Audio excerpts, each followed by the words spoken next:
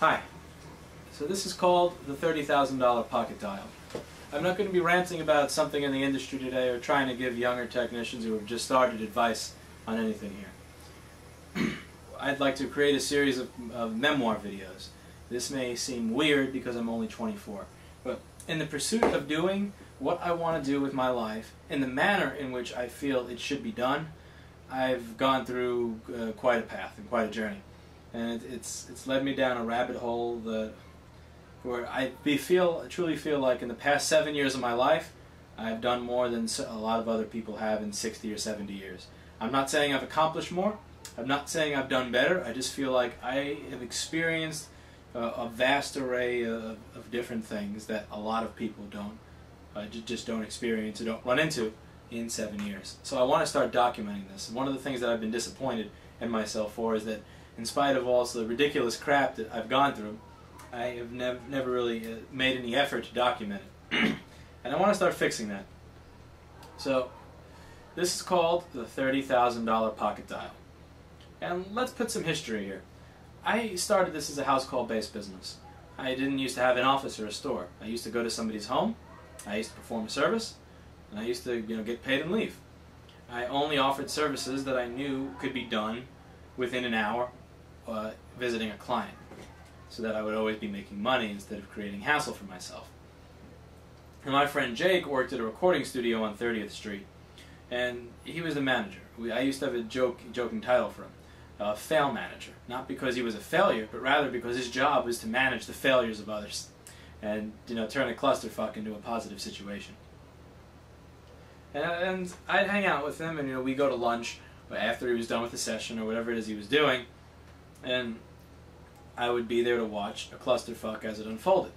Now, he is an amazing engineer, he's an amazing producer, he's a great artist, he's a great head of a record, his own small record label, but he's not a tech, so sometimes things would come up that, I'm sure I would be tripped up in certain sessions if somebody asked me to make something sound a certain way, because that's not what I do for a living, and he would be tripped up if, somebody said, why is this not working? And, something that may take him 10 or 20 minutes would take me 10 or 20 seconds. And I'd help him out because we were friends, and that's just how it was. Sometimes me helping the place out, since he was the manager, would interfere with my business. So I would tell somebody, I can't come to you, you would have to come here. And I didn't really feel bad doing that because, come on, essentially it's 30th and 8th Avenue. You could take the A, B, C, D, E, F, N, Q, R, W, 1, 2, 3, every train came here. And most people were okay with that. And the custodian noticed, and eventually the owners noticed, and they talked to me about it. And the owner, honestly, for all that could be said about these people at this point in time, for everything they've done, I think that they started with good intentions. They wanted to start a good place, and they wanted good things to happen there. The problem is they were trying to do this, but they had the knowledge to do this, and they had the money to do something in my, I would have to put my hand in my basement to represent that on a bar graph. And this created problems, and one of them was technical problems. Nothing ever worked. It was a combination of lack of knowledge and lack of money. I told them, I will make everything in this place work all the time. It's always going to work perfectly. Nobody is ever going to complain about something being delayed because of a technical issue. Nobody's ever going to say, I would be handing you this $1,500 right now, but this, that, and the other thing didn't work in my session, so yeah. That was not going to happen, and that was a lofty goal. And I'm going to say something that's going to sound kind of egomaniacal, but it was true. I was too good for that place. As a technician, I was too good. I had started working on electronics when I was 8 and 9 years old. I worked at another studio when I was younger. When I was 17 and 18 years old, I had an internship at Avatar Studios that turned into a tech job, where I essentially had my head beat in until I was a good professional technician that could stand up to making rooms work to a $3,000 a day standard and level of quality. And after that, I had worked with other people who were good mentors, and after that I went out on my own to do my own freelance audio tech work. And I was good. I mean, whereas at this place, people are coming to me with fucking broken, little KRK monitors with yellow cones. I used to be reconing Lansings and recoiling tweeters. Somebody would say, my Digi 03 is not syncing, whatever. I used to be dealing with I used to be dealing with broadcast consoles. I used to be figuring out, busing issues in Neve 8088s. I used to be fixing Pultecs. I used to be fixing, real amplifiers, not the little fucking piece of shit headphone amp they call a self-powered speaker that is a KRK. Not to say that they're bad for the $200 or whatever you get them for, but if you look at a schematic of it, it's a fucking headphone amplifier being. I digress. I'm not trying to bash KRK here. They make some decent stuff for the money, but my point is, I was used to working to a different standard of quality, and I was well versed in how to handle many different issues. You are not going to find a technician on Craigslist, I'm telling you right now, that's going to recoil a speaker instead of go to the JBL authorized distributor downstairs and say you need to buy this for $70. And this made me incredibly valuable. I made guitar amps that had bad tubes continue to work and continue to sound good for over 2 years of time without the owner spending a dime on maintenance. That place spent maybe $100 on maintenance while I was there in 2 years, and across 13 rooms, from small monthly tenant rooms to the $150 an hour beautiful recording rooms, everything just worked, and I credit myself with that. And so I struck up a deal with them. I said, I will make everything here work all the time, but I want to be able to use this space as my office. There's 1,000 square feet here. I would like to be able to have this, to be used as a client area. I want to be able to do my repairs over here. I want to be able to do shipping over here when I need be, and I want to be able to say that, this is on occasion I need to be able to say that, this is my workspace. And it worked. But the problem is, for whatever good intentions he had 2 problems. The first was lack of business sense. Now, I sympathize with this because I've also lacked business sense at times, and my lack of business sense has led me to make poor business decisions that I still, to this day, several years later, am recovering from. The second problem we had was a drug problem. Now, I know how hard it is to pay for your business mistakes, just, pay your rent every month, pay your employees, and pay everything when you've made a mistake that may cost 10, 20, 30, 40, or $50,000. I feel that pain. I can just imagine what it's like to have that pain on top of a $200, $250 a night habit. Needless to say, by the end of 2010, he was not going to be the owner of this business anymore. Somebody else was. And this other company came in, and they did a good job of paying all the back debts. They even paid me back $300 or $400 that this guy who had good intentions that became a piece of shit owed me. And they had their own idea of how to run the place. The thing is, they did different things. They did, record label-like things, promotion-like things. They did not know how to run a recording studio. But it was, damned if that was going to stop them from telling everybody who was there how to do it. The place was not failing because it didn't know how to run as a studio. The place was failing because the money that was supposed to be going to the landlord was going up somebody's nose. That was the primary problem. And they were saying all these things that they were going to change. I'm just going to give one example that anybody who's an audio engineer who's watching may find interesting. They wanted to take studio monitors out of one of the rooms. The studio was a very small studio room. It was about the size of this office. And they wanted to put JBL Eon speakers in that room to be used. Now, don't get me wrong. I'm not going to say that anybody's audio preferences should not be listened to. If Joe Ciccarelli or Rich Costi or Roy Hendrickson say, I'm going to use these JBL Eons for this session, I will gladly put them there. Because I'm sure that these competent and experienced engineers have a specific reason that they are requesting a $100 PA speaker that with a fucking 15 or 18-inch driver should be used in a room that is the size of a fucking bathroom. I won't question them. But I will question you, the person who's never engineered a session, as to why I should make this change. And the reason is because my ability to continue to use this space depends on its financial viability to you. If you don't make money off of this space, you're going to get rid of it, and I'm not going to have a space to work for free. So I would make mild suggestions, and these mild suggestions would often be ignored. What further led to conflict here was the fact that the interns and the employees of this facility looked to me for guidance and advice. If something wasn't working, they did not ring up these people that knew how to promote something on a MySpace or a Facebook page on how to, they didn't ask them, how do we recoil this tweeter so this client will pay $30 an hour for their rehearsal? So since they sound good, they asked me. And I was the one making these things happen. And this created more of a rift.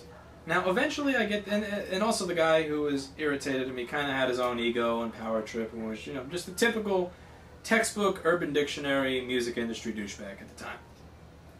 Now, he calls me and he says some things and I just nod and say my yeses. and I'm cleaning the shower in my apartment. And I stop what I'm doing and I interrupted to talk to my friend at the time. And I clean off my phone, but I get some water on it. So my phone decides to pocket dial him.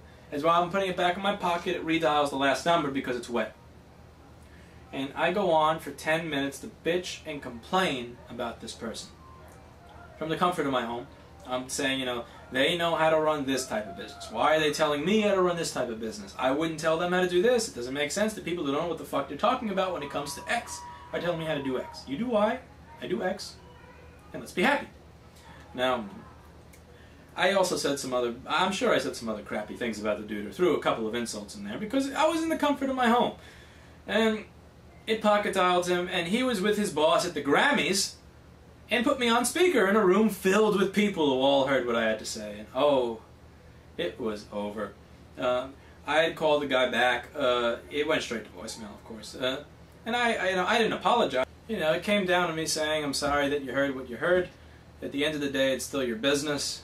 You can do what you want, and I will help you to achieve what you want. But here's why I felt the way I felt, and here's why I said what I said. So, yes, I am editing this the next day, and because there's one point that I did not include. The apology. He said, well, I would be interested in having him back to do X, Y, and Z, but he never apologized. I said, I'm sorry you heard what you heard, but I'm not actually sorry. And a lot of people don't apologize properly. Michael Carvin, who's an absolutely amazing drummer and just an all-around amazing human being, used to say, most people, they just bump into you on the street and they go, sorry. Like, who's sorry? Are they sorry? Are they just saying sorry for the fuck of it? Should you be sorry that they bumped into you? Most people don't say, I'm sorry. Most people don't have real apologies. And another guy named Dino that I used to work with made up another great point on apologies. Him and Michael Carvin got along very well with one another. He brought up on apologies that most people, they are not sorry for what they did. They're sorry for the consequence. Let's say you go home and your wife is banging another dude. And, once the dude leaves and she gets dressed and she goes, oh, I'm sorry.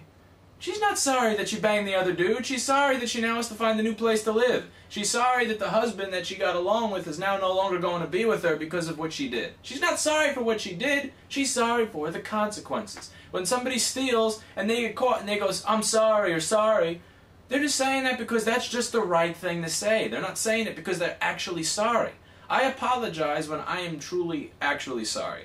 He heard what he heard without the express permission to hear it. What I said was said in the comfort of my own home. And I pay $1,800 a month to live in my home.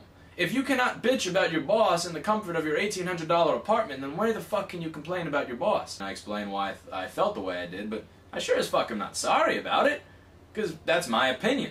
For me to say I'm sorry would essentially be me cutting my backbone, or me assuming that that guy has absolutely no intelligence. And, maybe he doesn't, but I'm not going to say that to somebody's face. I feel like apologizing when you've done something so offensive, and you still mean everything that you said is just silly.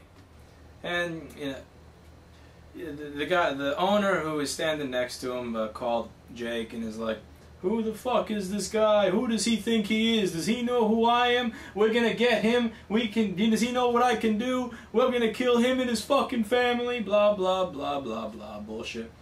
By the way, a side note. If you ever threaten my family and are serious about it, I will take your Grammy, I will fuck you with it, I will film it with this $300 JVC camera, I will upload it to YouTube in 1080p, and I will play it in front of your family.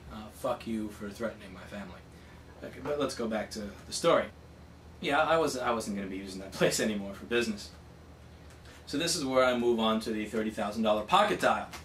Now my business had been growing small, in increments for about 2 years. I can't run this out of my apartment anymore. I sure as hell tried, and I noticed by the time I brought the 30th carton of parts to my apartment that this is just not working out. I had a big apartment. It's about 900, 1,000 square feet with 25-foot ceilings. I could fit all this stuff there. But it's just not the same as having a centralized location. I can't have parts picked up by the post office that I sell online because they come between 9 and 6. You can pay $15 to $30 a day for them to come within a 1-hour time frame, but I can't afford that at the time. I need to be able to do house calls to meet all these other clients that used to come to me. So I have to carry things to the post office. And amongst all the things I could discuss here, the day I realized this was not going to work was the day when I needed to accept a phone call. I forget if it was a really happy customer or a sale or an angry customer, whatever it was. There was somebody I was expecting a call from, and I had to take this call. In general, I just had a standard that when somebody calls my business during standard hours, I am picking up. It's not going to voicemail, and I am picking it up the phone. And so I try to answer it with my Bluetooth. You know, you can't do this. I've tried it before. And I'm carrying my 24 boxes to the post office. It's 93 degrees, and I was feeling really tired that day. And I knew that if these boxes were put down for even 1 second, they were not getting taken back up. There were 24 boxes taped together. I would untape them using my keys and cut the tape at the post office and hand it into the window. So I had to figure out how to answer the phone. And I start banging my head against the side of a fucking van while I'm carrying the boxes, and I finally hit the button after injuring my head and my face and answer the phone call. And I noticed at this point I need an office. I really need an office. But I'm 20, 21, 22 years old at the time, and I didn't have any credit. I didn't have any history of renting commercial real estate, and I had maybe $3,000 or $4,000 in the bank. What the fuck am I going to do? I didn't know what I was going to do. You know, and this is a turning point in my life. I could either accept the fact that I was always working behind or underneath people who had become successful through easy means. Let's say they got an article written about them and they ran with it, or they got a business loan, or their partner gave up their share of the business because of a family issue. I never had that. I didn't have that luxury at this point of just being handed success that I saw so many other people have. I was always working for people who had just been given their success. And this was a point of great contention to me and to Jake. And this was a turning point. I could either continue to be underneath the foot of somebody else, or I could decide to be accountable and responsible for my own success. So I took this $3,000 or $4,000 and I went to try to get myself a space to work out of and make successful. And I didn't find shit for 2 or 3 months. But I had a good reputation on this block for all the places I had done service for and done work for. And thankfully this reputation helped me find a space at Planet to Planet. It was MBK and Alicia Keys' old room that they had just moved out of. It was $3,300 a month. This was perfect because it had a great storage space for all my stuff, and it already had shelves and it had a buzzer. And also was had amazing potential to be a good studio for Jake. And also for me, because I'd be charging rent for everybody who used it. And I put a couple of hundred, couple of thousand into construction for the space as time went on.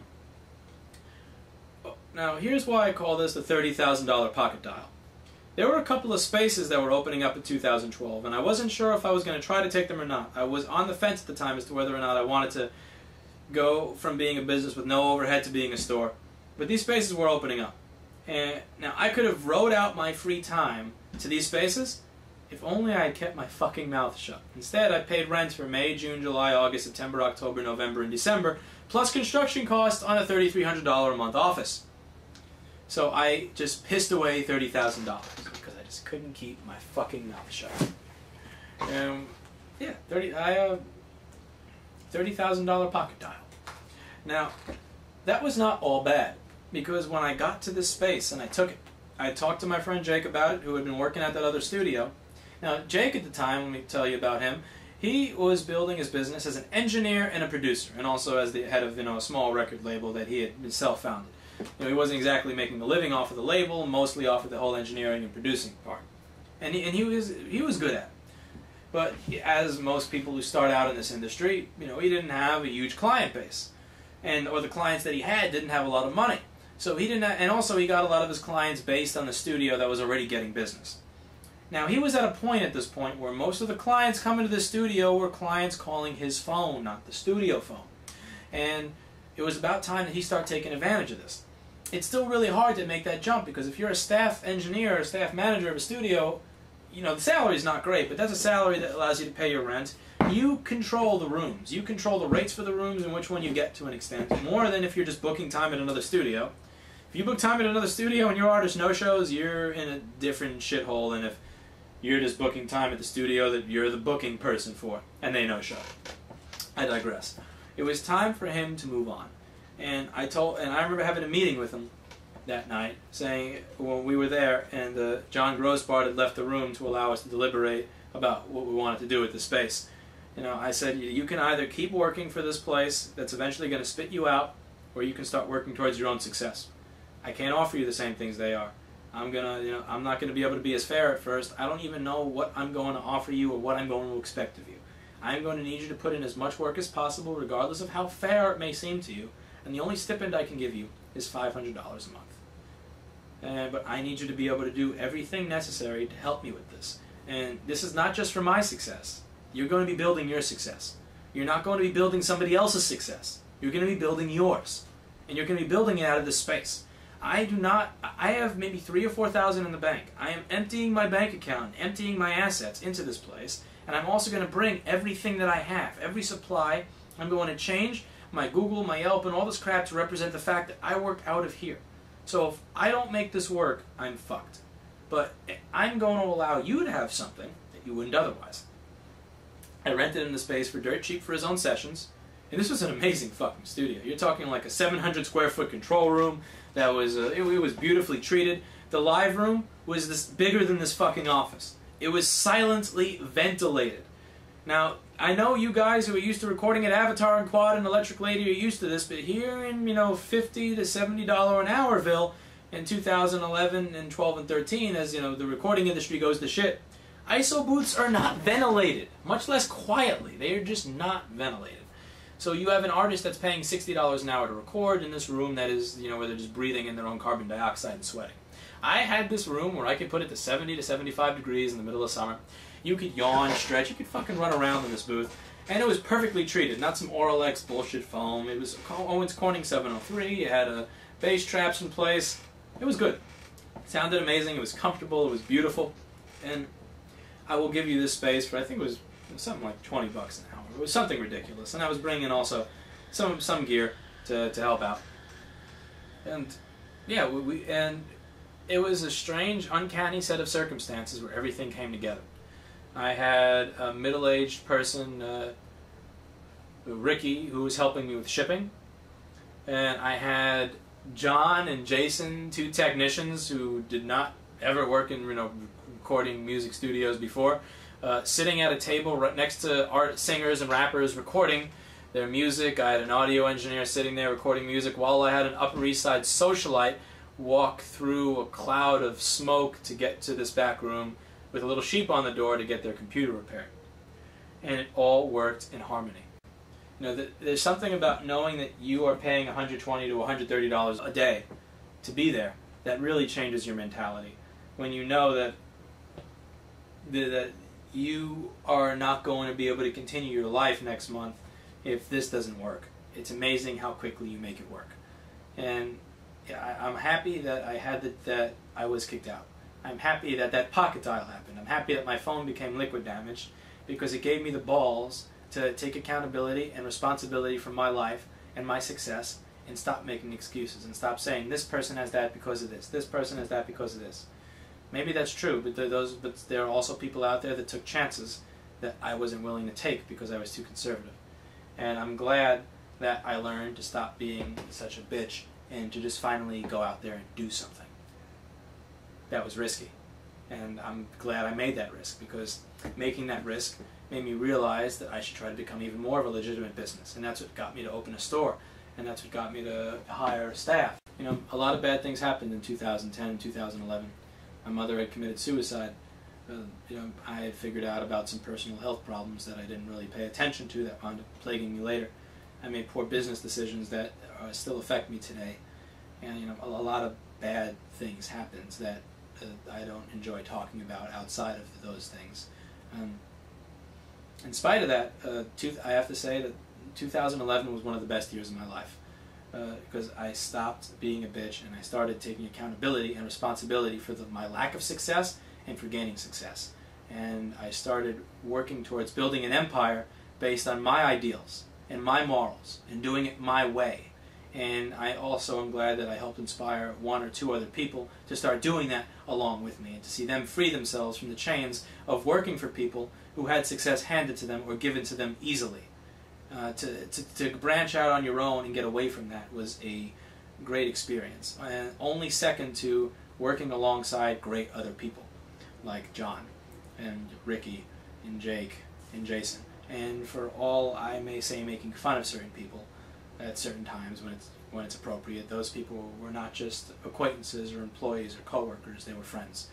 And watching Jake record an artist and make money for himself that would have otherwise been going to another studio, while a 23-year-old or 26-year-old socialite from the Upper East Side comes to get their MacBook fixed, while some producer is smoking some blunt in the lobby, while John and Jason are fixing machines, while I'm calling somebody to try to get them to buy 100 screens. You know what?